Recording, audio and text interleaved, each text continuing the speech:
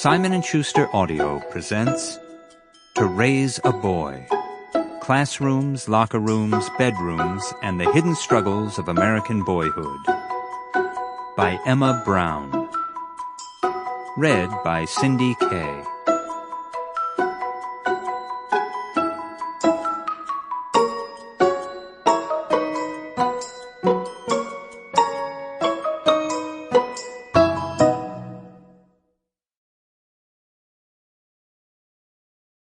Prologue.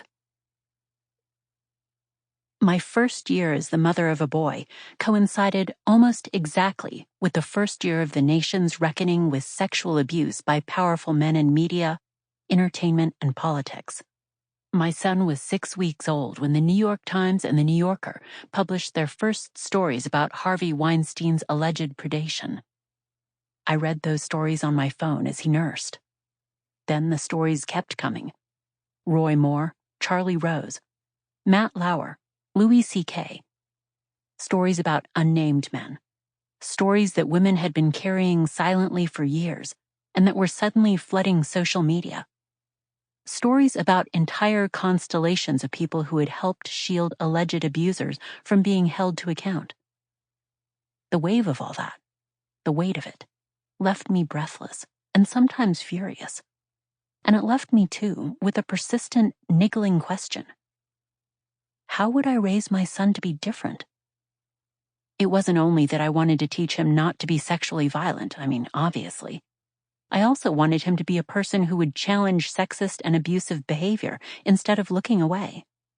And I wanted him to know how to thrive in his relationships, with girls and women, with other boys and men, and with himself. 6 months after I gave birth to my son, I returned from maternity leave to my job as an investigative reporter for the Washington Post.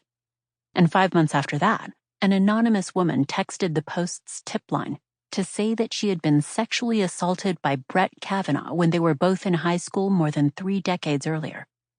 Kavanaugh was on the short list to become President Trump's next Supreme Court nominee.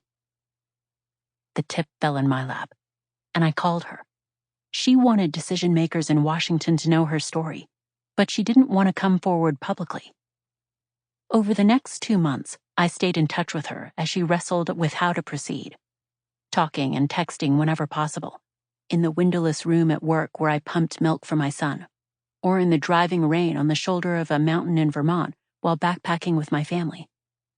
She decided not. Sample complete. Ready to continue?